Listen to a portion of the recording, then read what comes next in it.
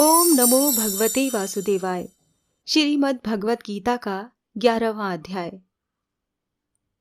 इस प्रकार भगवान के वचन सुनकर अर्जुन बोले, हे भगवान, मेरे पर अनुग्रह करने के लिए परम गोपनीय अध्यात्म विषयक वचन अर्थात उपदेश आपके द्वारा जो कहा गया, उससे मेरा ये अज्ञान नष्ट हो गया है। क्योंकि हे कमल नेत्र, मैंने भूतों की उत्पत्ति और प्रलय आपसे विस्तार पूर्वक सुने हैं तथा आपका अविनाशी प्रभाव भी सुना है। हे परमेश्वर, आप अपने को जैसा कहते हो ये ठीक ऐसा ही है, परंतु हे पुरुषोत्तम, आपके ज्ञान, ऐश्वर्य, शक्ति, बल, वीर्य और तेज युक्त रूप को प्रत्यक्ष देखना चाहता हूँ। इसीलिए हे प्रभु, मेरे द्वारा वो आपका रूप देखा जाना शक्य है। ऐसा यदि मानते हैं तो योगेश्वर, आप अपने अविनाशी स्वरूप का मुझे दर्शन कराइए। इस प्रकार अर्जुन के प्रार्थना करने पर श्री कृष्ण भगवान बोले, हे पार्थ, मेरे सैकड़ों तथा हजारों नाना प्रकार के और नाना वर्ण तथा आकृति वाले अलौकिक रूपों को देख। हे भरतवंशी अर्जुन, मेरे में आदित्यों को अर्थात अदिति के 12 पुत्रों को और 8 वसुओं को, 11 रुद्रों को तथा दोनों अश्विनी कुमारों को और 49 मरुदगणों को देख, तथा और भी बहुत से पहले न देखे हुए आश्चर्यमय रूपों को देख। हे गुणाकेश, अब इस मेरे शरीर में एक जगह स्थित हुए चराचर सहित संपूर्ण जगत को देख, तथा और भी जो कुछ देखना चाहता है सो देख, परंतु मेरे को इन अपने प्राकृत नेत्रों द्वारा देखने को निस्संदेह समर्थ नहीं है। इसी से मैं तेरे लिए दिव्य अर्थात अलौकिक चक्षु देता हूँ। इससे तू मेरे प्रभाव को और योग शक्ति को देख। संजय बोले, हे राजन, महायोगेश्वर तथा सब पापों के नाश करने वाले भगवान ने इस प्रकार कहकर उसके उपरांत अर्जुन के लिए परम ऐश्वर्य युक्त दिव्य स्वरूप दिखाया। उस अनेक मुख और नेत्रों से युक्त तथा अनेक अद्भुत दर्शनों वाले एवं बहुत से दिव्य भूषणों से युक्त और बहुत से दिव्य शस्त्रों को हाथों में उठाए हुए तथा दिव्य माला और वस्त्रों को धारण किए हुए और दिव्य गंध का अनुलेपन किए हुए एवं सब प्रकार के आश्चर्यों से युक्त सीमा रहित विराट स्वरूप परम देव परमेश्वर को अर्जुन ने देखा। हे राजन, आकाश में 1000 सूर्यों के एक साथ उदय होने से उत्पन्न हुआ जो प्रकाश होता है, वो भी उस विश्वरूप परमात्मा के प्रकाश के सदृश कदाचित नहीं हुआ। ऐसे आश्चर्यमय रूप को देखते हुए पांडुपुत्र अर्जुन ने उस काल में अनेक प्रकार से विभक्त हुए अर्थात पृथक पृथक हुए संपूर्ण जगत को उस देवों के देव श्री कृष्ण भगवान के शरीर में एक जगह स्थित देखा। उसके अनंतर वो आश्चर्य से युक्त हुआ हर्षित रोमों वाला अर्जुन विश्वरूप परमात्मा को श्रद्धा भक्ति सहित सिर से प्रणाम करके हाथ जोड़े हुए बोला, हे देव, आपके शरीर में संपूर्ण देवों को तथा अनेक भूतों के समुदायों को और कमल के आसन पर बैठे हुए ब्रह्मा को तथा महादेव को और संपूर्ण ऋषियों को तथा दिव्य सर्पों को देखता हूँ। हे संपूर्ण विश्व के स्वामिन, आपके अनेक हाथ, पेट, मुख और नेत्रों से युक्त तथा सब ओर से अनंत रूपों वाला देखता हूँ। हे विश्वरूप, आपके न अंत को देखता हूँ और न मध्य को और न आदि को ही देखता हूँ।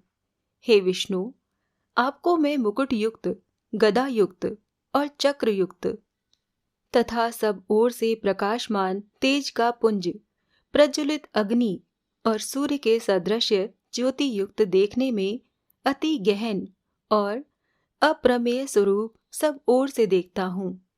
इसीलिए हे भगवान, आप ही जानने योग्य परम अक्षर हैं अर्थात परम ब्रह्म परमात्मा है और आप ही इस जगत के परम आश्रय हैं तथा आप ही अनादि धर्म के रक्षक हैं और आप ही अविनाशी सनातन पुरुष हैं, ऐसा मेरा मत है।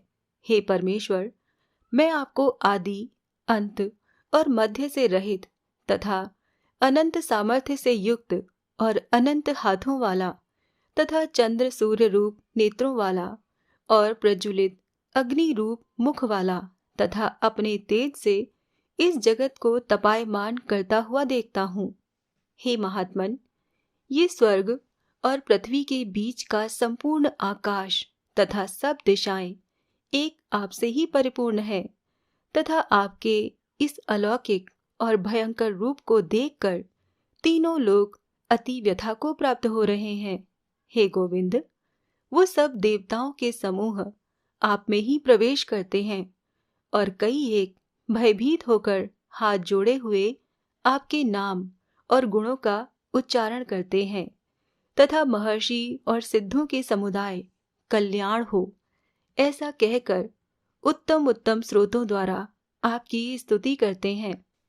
हे परमेश्वर, जो एकादश रुद्र और द्वादश आदित्य तथा 8 वसु और साध्यगण, विश्वे देव तथा अश्विनी कुमार और मरुदगण और पितरों का समुदाय तथा गंधर्व, यक्ष, राक्षस और सिद्धगणों के समुदाय हैं, वो सब ही विस्मित हुए आपको देखते हैं। हे महाबाहो, आपके बहुत मुख और नेत्रों वाले तथा बहुत हाथ, जंघा और पैरों वाले और बहुत उदरों वाले तथा बहुत सी विकराल दाढ़ों वाले महान रूप को देखकर सब लोग व्याकुल हो रहे हैं तथा मैं भी व्याकुल हो रहा हूँ, क्योंकि हे विष्णु, आकाश के साथ स्पर्श किए हुए दैदीप्यमान अनेक रूपों से युक्त तथा फैलाए हुए मुख और प्रकाशमान विशाल नेत्रों से युक्त आपको देखकर भयभीत अंतःकरण वाला मैं धीरज और शांति को नहीं प्राप्त होता हूँ। हे भगवान, आपके विकराल दाढ़ों वाले और प्रलय काल की अग्नि के समान प्रज्वलित मुखों को देखकर दिशाओं को नहीं जानता हूँ और सुख को भी नहीं प्राप्त होता हूँ। इसीलिए हे देवेश, हे जगन निवास, आप प्रसन्न हो। मैं देखता हूँ कि वो सब ही धृतराष्ट्र के पुत्र राजाओं के समुदाय सहित आप में प्रवेश करते हैं और भीष्म पितामह, द्रोणाचार्य तथा वो कर्ण और हमारे पक्ष के भी प्रधान योद्धाओं के सहित सब के सब वेग युक्त हुए आपके विकराल दाढ़ों वाले भयानक मुखों में प्रवेश करते हैं और कई एक चूर्ण हुए सिरों सहित आपके दांतों के बीच में लगे हुए दिखते हैं। हे विश्वमूर्ते, जैसे नदियों के बहुत से जल के प्रवाह समुद्र के ही सम्मुख दौड़ते हैं अर्थात समुद्र में प्रवेश करते हैं, वैसे ही वो शूरवीर मनुष्यों के समुदाय भी आपके प्रज्वलित हुए मुखों में प्रवेश करते हैं। अथवा जैसे पतंगा मोह के वश होकर नष्ट होने के लिए प्रज्वलित अग्नि में अति वेग से युक्त हुए प्रवेश करते हैं, वैसे ही ये सब लोग भी अपने नाश के लिए आपके मुखों में अति वेग से युक्त हुए प्रवेश करते हैं और आप उन संपूर्ण लोकों को प्रज्वलित मुखों द्वारा ग्रसन करते हुए सब ओर से चाट रहे हैं। हे विष्णु, आपका उग्र प्रकाश संपूर्ण जगत को तेज के द्वारा परिपूर्ण करके तपायमान करता है। हे भगवान, कृपा करके मेरे प्रति कहिए कि आप उग्र रूप वाले कौन हैं। हे देवों में श्रेष्ठ, आपको नमस्कार हो, आप प्रसन्न होइए। आदि स्वरूप आपको मैं तत्व से जानना चाहता हूँ, क्योंकि आपकी प्रवृत्ति को मैं नहीं जानता। इस प्रकार अर्जुन के पूछने पर श्री कृष्ण भगवान बोले, हे अर्जुन, मैं लोकों का नाश करने वाला बढ़ा हुआ महाकाल हूँ। इस समय इन लोकों को नष्ट करने के लिए प्रवृत्त हुआ हूँ। इसीलिए जो प्रतिपक्षियों की सेना में स्थित हुए योद्धा लोग हैं, वो सब तेरे बिना भी नहीं रहेंगे, अर्थात तेरे युद्ध न करने से भी इन सब का नाश हो जाएगा। इससे तू खड़ा हो और यश को प्राप्त कर तथा शत्रुओं को जीतकर धन धान्य से संपन्न राज्य को भोग। और ये सब शूरवीर पहले से ही मेरे द्वारा मारे हुए हैं। हे सव्यसाचिन, तू तो केवल निमित्त मात्र ही हो जा तथा इन द्रोणाचार्य और भीष्म पितामह तथा जयद्रथ और कर्ण तथा और भी बहुत से मेरे द्वारा मारे हुए शूरवीर योद्धाओं को तू मार और भय मत कर। निस्संदेह तू युद्ध में बैरियों को जीतेगा, इसीलिए युद्ध कर। इसके उपरांत संजय बोले, हे राजन, केशव भगवान के इस वचन को सुनकर मुकुटधारी अर्जुन हाथ जोड़े हुए कांपता हुआ नमस्कार करके, फिर भी भयभीत हुआ प्रणाम करके भगवान श्री कृष्ण के प्रति गदगद वाणी से बोला कि हे अंतर्यामिन, ये योग्य ही है कि जो आपके नाम और प्रभाव के कीर्तन से जगत अति हर्षित होता है और अनुराग को भी प्राप्त होता है, तथा भयभीत हुए राक्षस लोग दिशाओं में भागते हैं और सब सिद्धगणों के समुदाय नमस्कार करते हैं। हे महात्मन, ब्रह्मा के भी आदि करता और सबसे बड़े आपके लिए वो कैसे नमस्कार नहीं करें, क्योंकि हे अनंत, हे देवेश, हे जगन निवास, जो सत्य असत्य और उनसे परे अक्षर अर्थात सच्चिदानंद घन ब्रह्म है, वो आप ही हैं। हे प्रभु, आप आदि देव और सनातन पुरुष हैं। आप इस जगत के परम आश्रय और जानने वाले तथा जानने योग्य और परम धाम हैं। हे अनंत रूप, आपसे ये सब जगत व्याप्त अर्थात परिपूर्ण है। हे हरे, आप वायु, यमराज, अग्नि, वरुण, चंद्रमा तथा प्रजा के स्वामी ब्रह्मा और ब्रह्मा के भी पिता हैं। आपके लिए हजारों बार नमस्कार है, आपके लिए फिर भी बारंबार नमस्कार है। हे अनंत सामर्थ्य वाले, आपके लिए आगे से और पीछे से भी नमस्कार है। हे सर्वात्मन, आपके लिए सब ओर से ही नमस्कार है, क्योंकि अनंत पराक्रमशाली आप सब संसार को व्याप्त किए हुए हैं, इससे आप ही सर्वरूप हैं। हे परमेश्वर, सखा, ऐसे मानकर आपके इस प्रभाव को न जानते हुए मेरे द्वारा प्रेम से अर्थात प्रमाद से भी हे कृष्ण, हे यादव, हे सखे, इस प्रकार जो कुछ हठ पूर्वक कहा गया है, और हे अच्युत, जो आप हंसी के लिए विहार, शैया, आसन और भोजन आदि में अकेले अथवा उन सखाओं के सामने भी अपमानित किए गए हैं, वो सब अपराध अप्रमेय स्वरूप अर्थात अचिंत्य प्रभाव वाले आपसे मैं क्षमा कराता हूँ। हे विश्वेश्वर, आप इस चराचर जगत के पिता और गुरु से भी बड़े गुरु एवं अति पूजनीय हैं।